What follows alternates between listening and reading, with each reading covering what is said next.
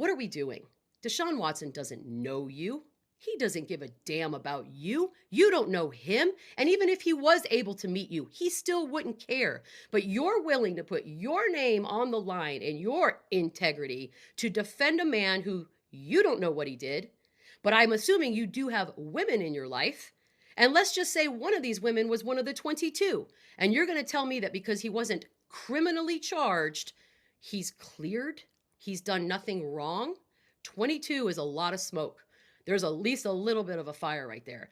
The quickness with which we just throw away all of these women is disgusting. You have mothers, you have sisters, you have daughters. Think about that for a second. And it's not a female male thing. It wouldn't be such a big deal if males started to look at this through the eyes of someone else. I get it. NFL, bottom line, make a dollar, what have you. But at some point somewhere, if somebody with a backbone and a set of balls could maybe step in and take a stand and do the right thing, it would be glorious.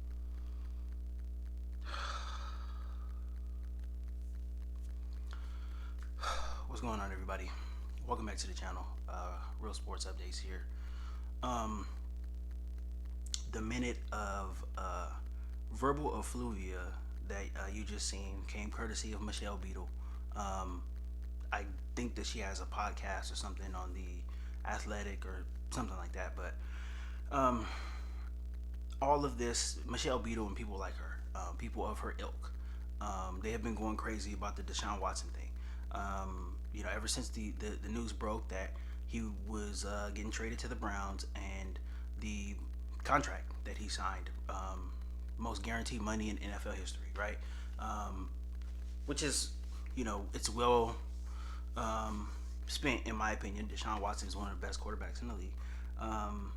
But this whole story has gotten to the point where it is so ridiculous that it's hard to talk about this with anybody else who thinks in the way that Michelle Beadle and people of her ilk do. What happened to due process? I just can't understand what happened to due process. People just don't believe in that anymore whatsoever. Once you're accused of doing something, to Michelle Beadle and people with her ilk, and the Mina Kimes and all of these the Molly Karams, the feminists, women who are in the sports media, as soon as the allegations come out, you're guilty in the court of public opinion. It doesn't matter what happens, it doesn't matter what facts come out, you're guilty. And this is absolutely ridiculous. It's like I said, this is hard to talk about with anybody else, but I want to make a video and address what exactly is going on with the situation, and the facts that went on in this situation. The fact remains that Deshaun Watson was not indicted on any of the charges that were brought forth against him. This thing went to grand jury, right? And it is much, much, much, much easier to get an indictment out of a grand jury than it is to get a guilty verdict out of a regular jury in a regular trial. It's very, very easy to get an indictment. Ever since I heard the news about this, I've kind of done research, and I've read people's statements about being on grand juries. There's a lot of stuff out there. People have some people have written books, some people have put blogs out there, people who have sat on grand juries. And when you understand what the process is like, you understand that a lot of times grand juries will come back with an indictment because it is just it's kind of a process before you get to trial. So you want to see, especially if you're a prosecutor, you want to see that you have enough evidence to take a case to trial. You want to make sure that you have enough evidence, but you also want to make sure that if anybody's testifying, you have any witnesses and stuff like that. You want to make sure that their stories, their recollection of the events, you want to make sure that they are able to speak before a jury of their peers. You want to make sure that they are especially if you have multiple people, you kind of want to make sure that everybody's on the same page. And this is a process that happens without the defense is not there. The defense has no rebuttal. The defense is not involved in this. This is a prosecutor with information presenting it to a jury, and the jury decides whether that, there's enough evidence to take this to trial or not. This did not happen in Deshaun Watson's case. People must know this. They need to know this. This did not happen in Deshaun Watson's case, and they say there's 22 women who are 22 women who have I guess filed lawsuits against him. 22 civil cases. Now the criminal case is, and we probably won't get the true 100% version of what went down, because the grand jury stuff gets sealed afterwards. So there's no, nobody's talking about it, nobody is putting anything out. The grand jury stuff is always sealed afterwards, so you can't, there's not a lot. You don't know how many witnesses testified. You really don't know. What we do know for sure is that all 22 women did not testify. I'm not sure how many did, but I do know that when you do testify, in a grand jury, you have to be under oath. This is under oath. You have to, swear to tell the truth, or you can be, at risk of perjury if you're not telling the truth. So that's another thing to keep in mind. And I'm not saying that, Deshaun Watson is innocent or whatever. I'm not. The things that he's accused of are not good, and I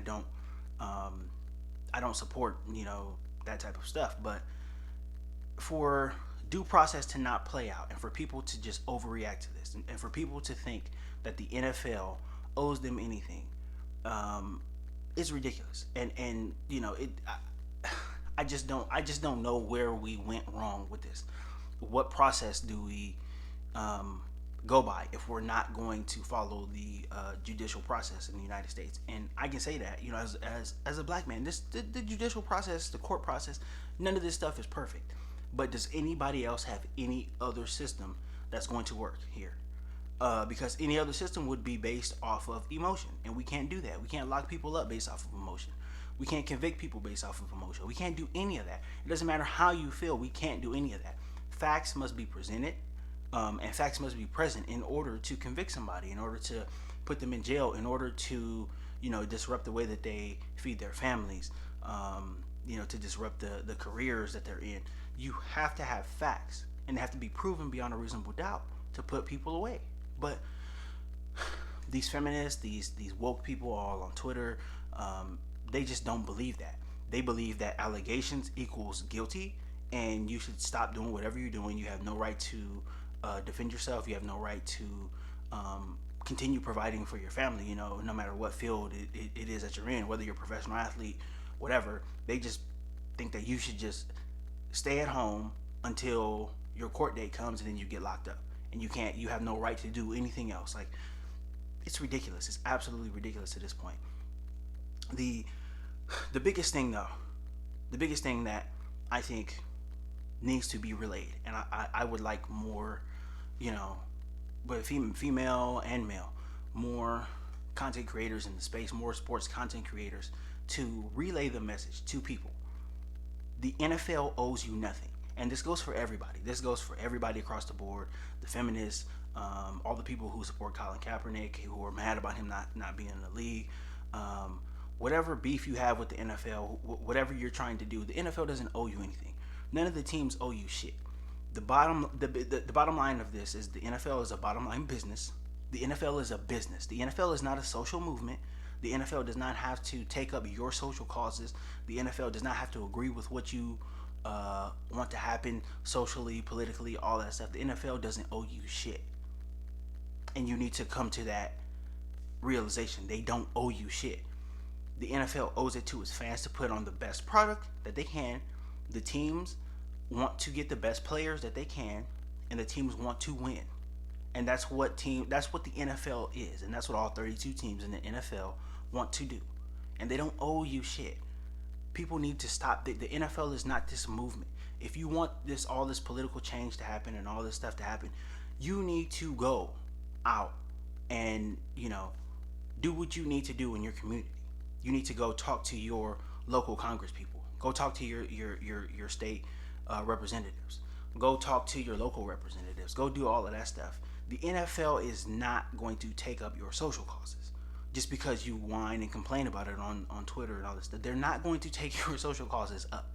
The NFL is the most popular sport by far in America. And I know a lot of feminists are upset with that because it's all men, and the NFL is run by all men, and they're all, all these coaches, everybody's men, and there's not enough women involved. So what? So what? If you don't like it, don't support it. If you don't like it, don't watch it. Nobody's making you watch it. Nobody's making you, cover it or whatever. Go away. You can just go away. The NFL has reached a level of success that they don't need all of these writers, all these sports writers who they love to just take shots, and they love to virtue signal, and they love to talk about what the NFL is not doing and how racist they are and how bad it is in society and all this stuff. The NFL doesn't need you. You need the NFL. The NFL has reached a point where everybody who's talking about it don't need to talk about the NFL. The NFL doesn't need that. People are going to sit down and watch the games. They're going to watch the games regardless of what you say, what you think about it. People are going to support this. The NFL is ingrained in the fabric of America. It is ingrained, and it doesn't matter what you think about it or whatever. And yes, there's going to be knuckleheads who come in and out of the league. There's going to be people who do stupid shit. Yes, we get it. We understand it. And the guys who do stupid shit should be fined. They should be suspended. And depending on, how stupid of the infraction, that the player made, they should be, judged based off of, should be punished based off of how bad the infraction is. If you go and kill somebody, you murder somebody, you shouldn't be allowed to play in the league again. Look at Henry Ruggs. He, and he didn't, it wasn't intentional. He didn't mean to kill anybody, but Henry Ruggs will never play another down in the NFL again. And even if he doesn't, do a big jail time or whatever, or if he's able to get out of that, but I don't see it. But even if he's not, he's never going to play in the NFL again because he went so far, that, beyond the pale that I don't think the NFL, any of the teams would be able to, bring this guy in and say, hey, we have this guy here, he killed somebody, even though he killed somebody, he was drunk driving and all this stuff. We still have, I don't think that would happen. So guys are going to get their punishments, and the teams are not going to touch them because of some of the things that they did. So it's not just the Wild West. Guys are not just doing whatever they want to do and getting away with it. That's not happening. That's such a fallacy.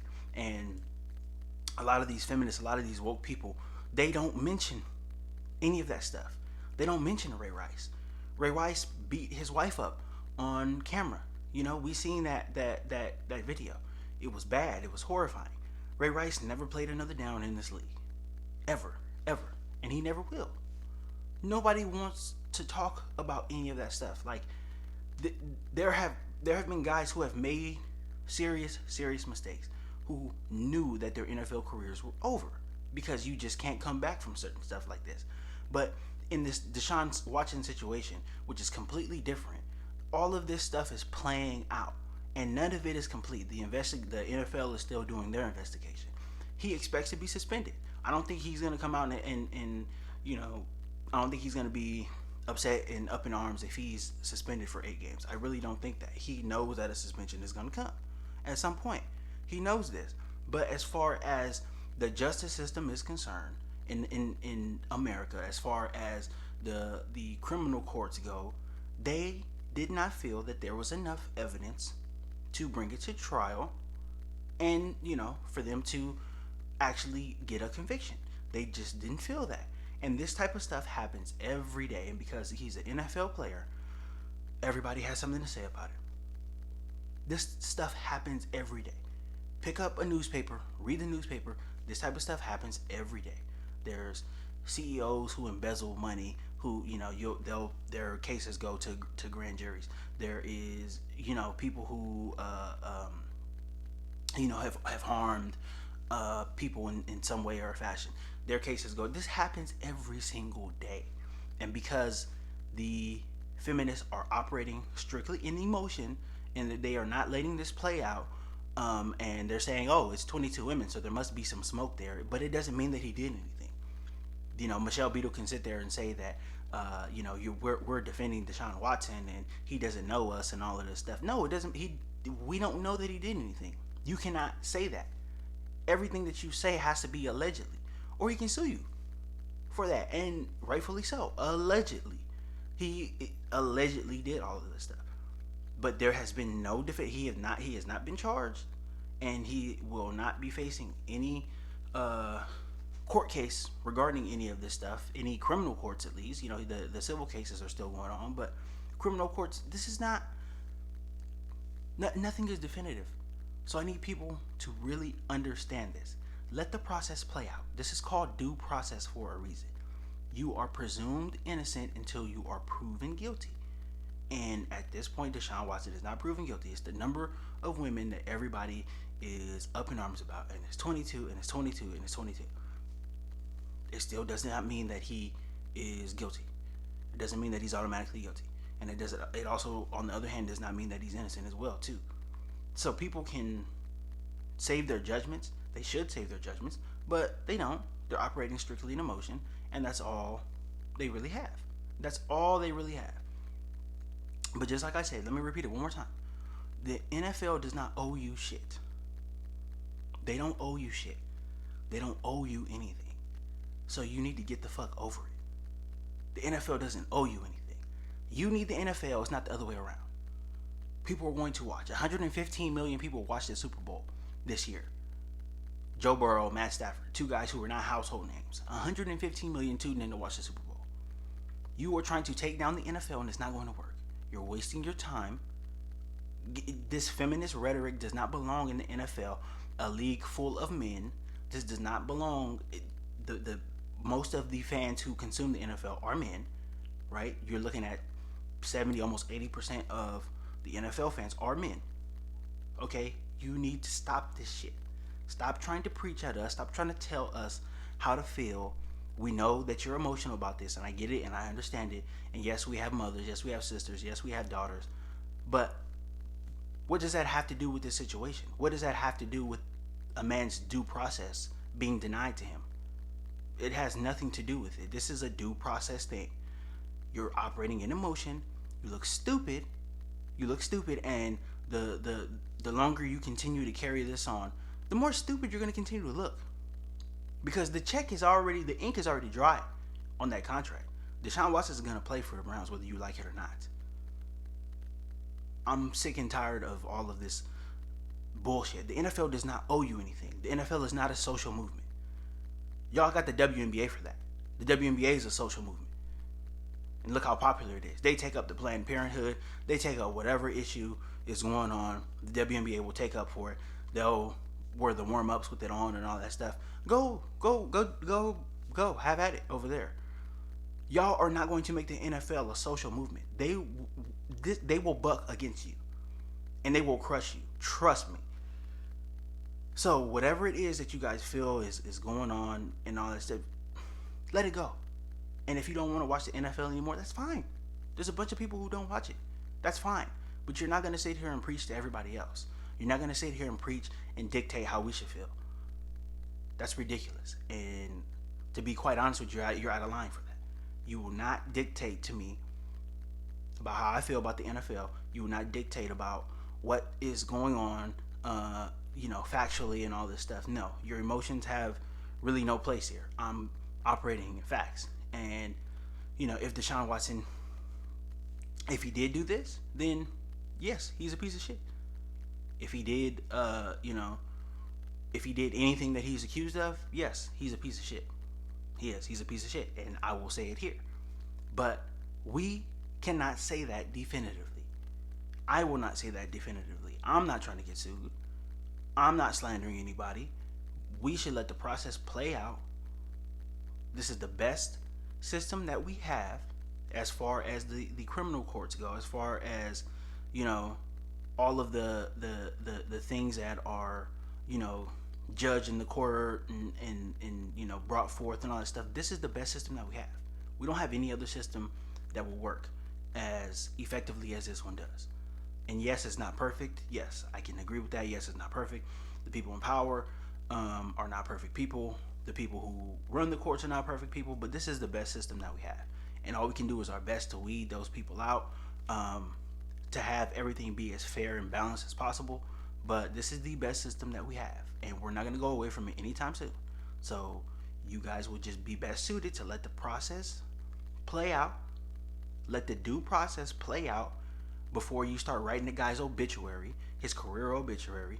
Let the process play out. And if you can't do that, then I suggest that you go find another job. You can go work for one of those woke companies or do whatever it is that you do. But you will not dictate to the NFL, you will not dictate to NFL fans, and you will not dictate to men how we should feel about this situation. Until next time, guys.